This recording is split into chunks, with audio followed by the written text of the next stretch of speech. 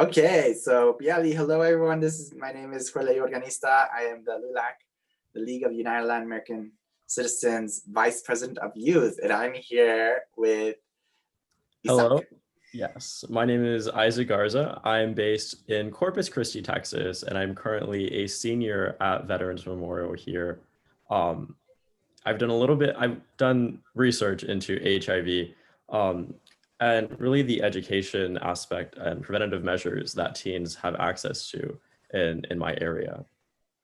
Yeah, and I'm super excited that you're on here today because we connected because you're interested in going to Colombia, right? So you're applying there, and I'm an alumni from there, and so him and I connected a lot earlier this year so he can learn about that because there's not a lot of Latinos in Colombia, and so that's how I know him. And he told me about his research interests, so that's why we're going to have today, and then this month talking about in connection with World AIDS Day about this important topic, especially in the context of Latinx people in America, in the United States. So let's start with a simple question. What is the difference between, what does AIDS stand for and what does HIV stand for, and what is the difference? Yes, so that's actually a really great question that I find a lot of people don't really know the difference between. They kind of think that they're the same thing. However, they're really not. So HIV is human immuno deficiency virus, right? And that is what people transmit to one another. And that's what you first get sick with is HIV. And AIDS is what occurs later on if HIV isn't treated properly. And AIDS is autoimmune deficiency syndrome. And that's basically whenever your immune system is suppressed so much to a point that it really struggles to battle really small bacteria or viruses that normal healthy people wouldn't have any problem battling whatsoever. Okay, cool. Thank you for breaking it down. So those are sometimes big words for people, but it's good to know what the words mean and the difference, right? Some people sometimes think that if you have HIV or when it gets to AIDS, right, like it's a death sentence. Like in 2020, that's where we are now. If someone gets that, like, will they die because of that now?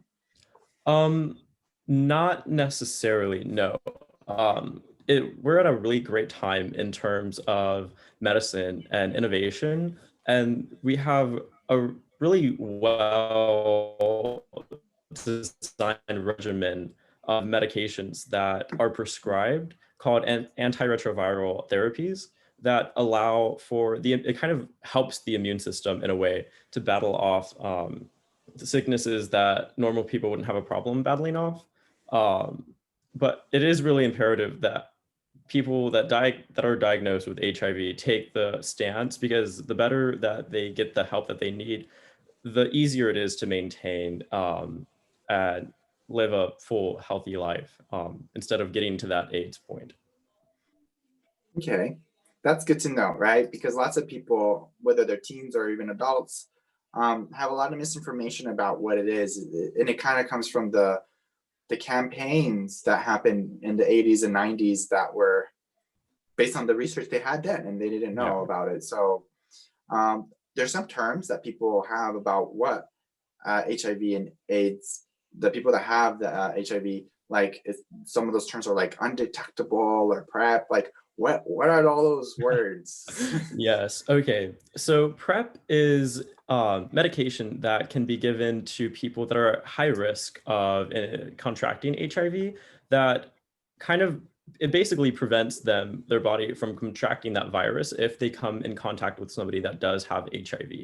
And in terms of the word undetectable, that is whenever somebody has HIV and is taking the proper medication that they need to a point that their viral load is undetectable to a test. So at a certain point that they take this medication, their viral load reaches virtually zero, which is why it's called undetectable, that it can't be reached or read on a test, and it can't be transmitted to another person.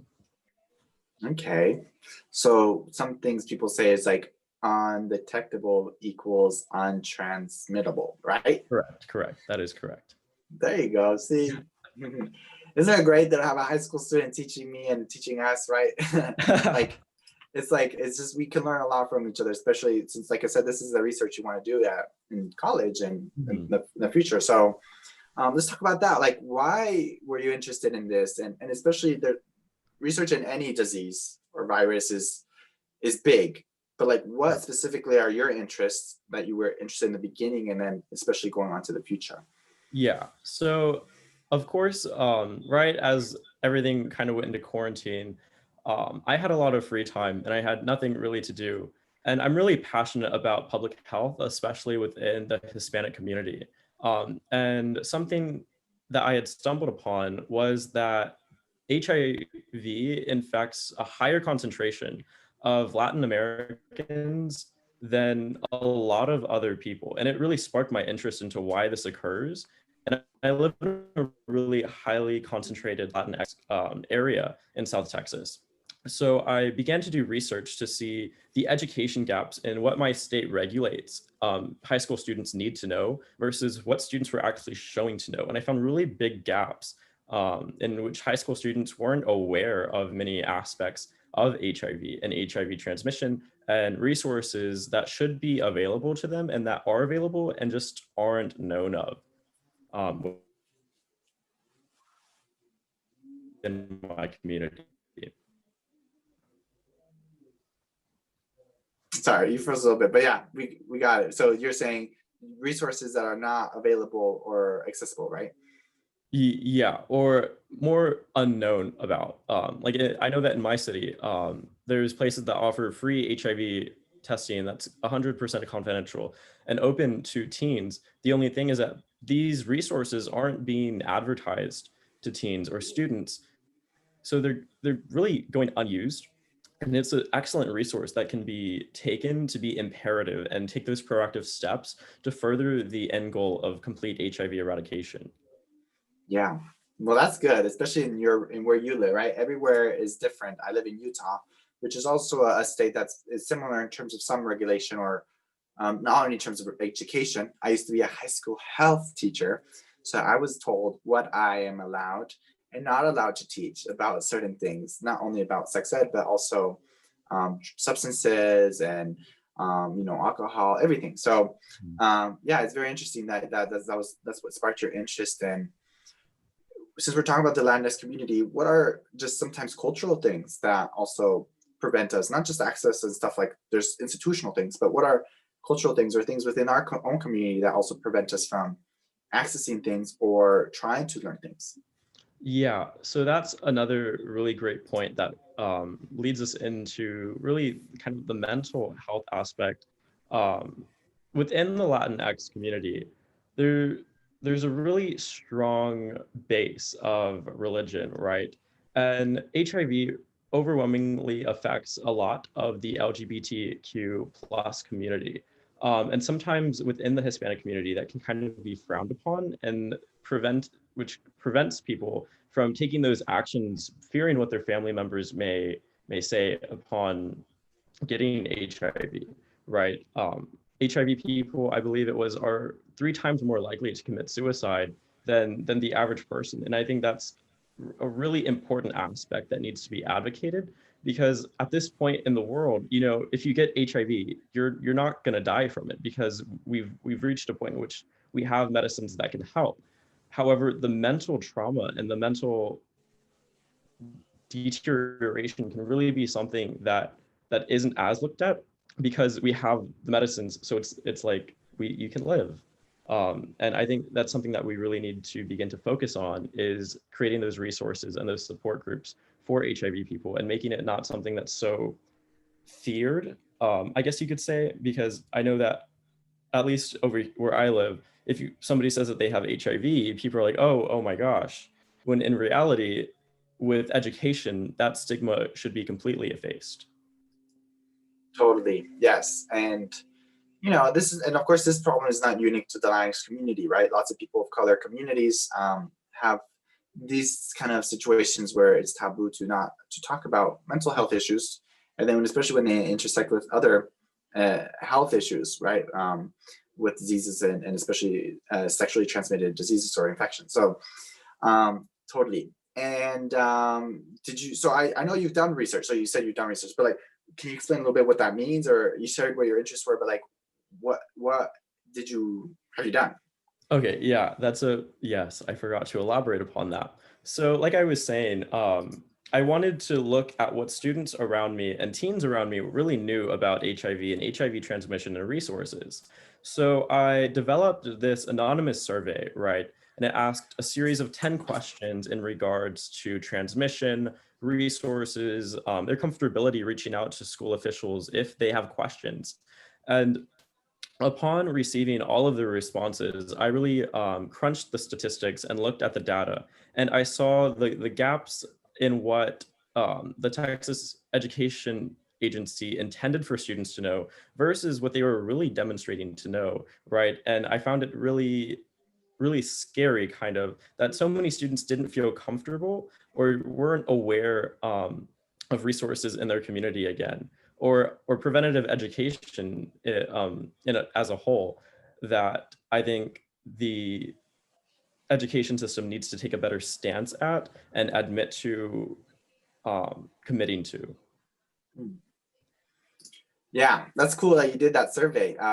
You're proactive in letting that know. And yeah, gaps of knowledge and policy and what resources and opportunities are scary once they're kind of exposed, right? And so, and once you've kind of found that out, what do you want to do? Yes, so within my research, I began to look at the ways in which other places kind of really begin to handle HIV, not really just within the US, but within the world as a whole. Africa, having the highest concentration of HIV infected people, really has taken the steps within their education that I read in a case studies began to really show a more comfortability surrounding HIV testing.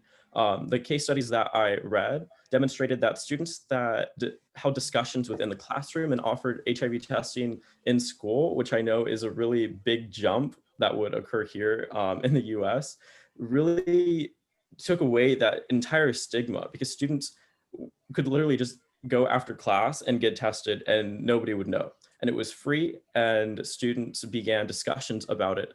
And the testing went up, and cases began to plummet, all because the access was made easier, and the discussions were being held more openly with more questions and more access to preventative education. Awesome. Yes. And that's very interesting, right? Education can really help shift and address things, and so this is kind of what we're doing right here. We're trying to help educate and inform people in our community. Testing, people are like, oh, testing. Like, I think the world is becoming aware of what testing is, because at some point, maybe the majority of our communities have gone through the COVID testing, which is very painful, putting something up your nose. How is HIV testing now? Is there one way only that happens? Is it just like that? They put something up your nose, or what? People don't even know, probably, right? How do you get the test? So there are two tests that I'm really aware of. There's a blood test, which it really doesn't hurt at all. It's similar to giving blood, or sometimes even just a prick on the finger. And there's also a more available test. I believe it's sold at like CVS and Walgreens, that it's just a mouth swab, right? And you put it into this vial, and one line can mean positive and two lines means negative. They're really not something like COVID, right, where you have to get an entire swab stuck that feels like it's entering your brain. They're really quick, easy to access, and can really help you understand your health better and take proper precautions if you do end up getting a positive test.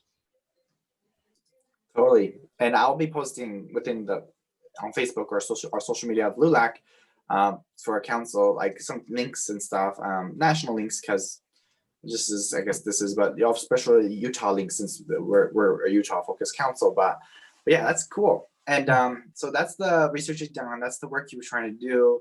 And especially you're applying to colleges all over the country. And so you'll leave Texas potentially. And so Texas will not be the case study or your place where you're doing that. So what is the future like for you in terms of like this topic? Yes. So my two passions lie in really the public health and seeing how people interact within diseases and disease prevention, but also really the biochemistry behind it. Um, as I venture off into college, I definitely intend to continue doing the research into how other areas deal with HIV and preventative measures and contrasting it between other areas of the United States as well as the world. But I've also began to look into the role that targeted protein degradation, right, can play in antiviral therapies. So I intend to use what I've learned here and use that passion to really transfer over into the more biological aspect of HIV to begin using ideas that I have in ways that we can begin to combat not only HIV, but viruses as a whole. That's cool. Use some big words about proteins and stuff, but I think that's your field. So you'll be growing in that and learning and thriving in that. One thing I think also that's cool is we need more Latinx people in those fields, right? The health policy, public health, and but what is some, of course you can change in the future. Lots of young people, especially in high school, say like they want to do something, but then they kind of not usually drastically change. Sometimes they do, but I think you're probably going to this field. But are you trying to be a policymaker? Are you trying to be a scientist? Are you trying to be a doctor? What are you trying to become? Yes. So my my ideal goal, right, would be to graduate from undergrad and enroll in a MD PhD program so that I can practice. I want to practice medicine, of course, for a few years, but I also want to really dive into the research aspect with the PhD. And hopefully, eventually, after I gain a good amount of knowledge under my belt, go into policy, right, to try and establish better regulation within the US for how we deal with diseases and public health as a whole. Yeah, I don't know if you know, but at least for the audience, Dr. Fauci, who's the main person right now in charge, he's during the time when that was a pandemic, right? The pandemic then was AIDS, right? He was in charge of that. He was the one that supported and led the efforts in the United States. And so if you don't know a little bit about him, I'll put a post link about him and his history about the work he's done there. And Elton John just recently awarded him as a champion for the work that he's done for HIV and AIDS awareness and just research and support. Like you're saying, he's a doctor. Like you becoming a doctor, doing research, then helping inform policy is usually a good kind of pathway. So that's super cool. Did you know about him, about that? A little bit, but not that in depth. Yeah. So yeah, it's super cool.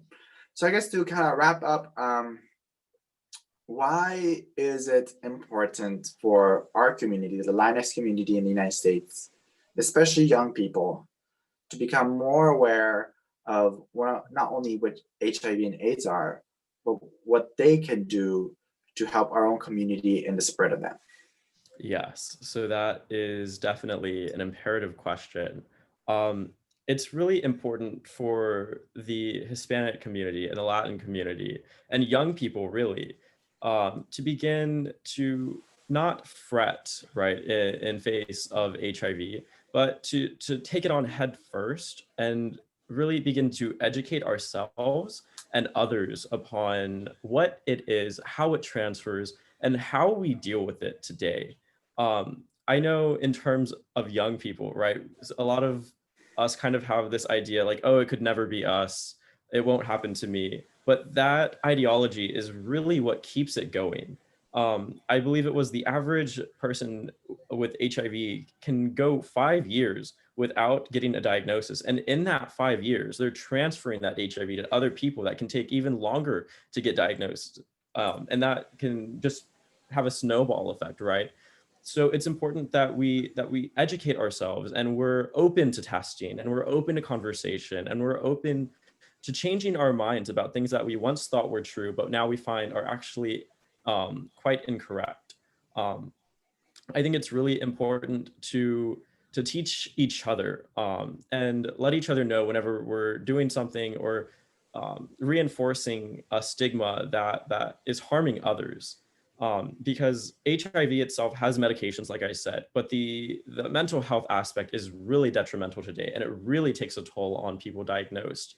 And the HIV statistics for people with HIV is detrimental, and it shouldn't be as high as it is. It shouldn't be the mental health aspect of HIV killing people after we've come so far in getting medications, and we're so close, I believe, to beginning to really see a cure to HIV. I think we're closer than ever before. Awesome. Thank you. Yes. I think you're a good inspiration for our community to know that whatever you're passionate about, even if it's a taboo or, you know, something like that, like it's important that we have leaders in that. And so, yeah, I'm glad that you're going to go into studying this and you share some knowledge to help us, and just kind of gives hope for lots of high schoolers, right? There's a lot of Yes, freshmen indeed. to juniors and seniors that are, you know, also born in the pandemic. And if there's a topic that's interesting to you, you can maybe go into it and you'll realize that we need your voice, your experience, and your insight on those type of things, especially when it comes to public health. So thank you, Isaac, for sharing everything. And yeah, good luck with your you know, all the colleges you're applying Thank to. I you. could tell you're learning those big words for your applications, your Thank you. essays, which is good. But yeah, and again, so for the viewers, LULAC is a big organization. It's 91 years old. We focus on civil rights. Um, we have a lot of work and partnerships to work on these public health issues, and AIDS and HIV are for sure one of them. There's a lot of them, but they also intersect, as Isaac mentioned, with mental health. And so stay tuned for other things we have nationally. Locally, we have some initiatives we're doing. But again, thank you, Isaac, and y'all stay safe during this time. And thank you again. Gracias. Thank you. Bye bye.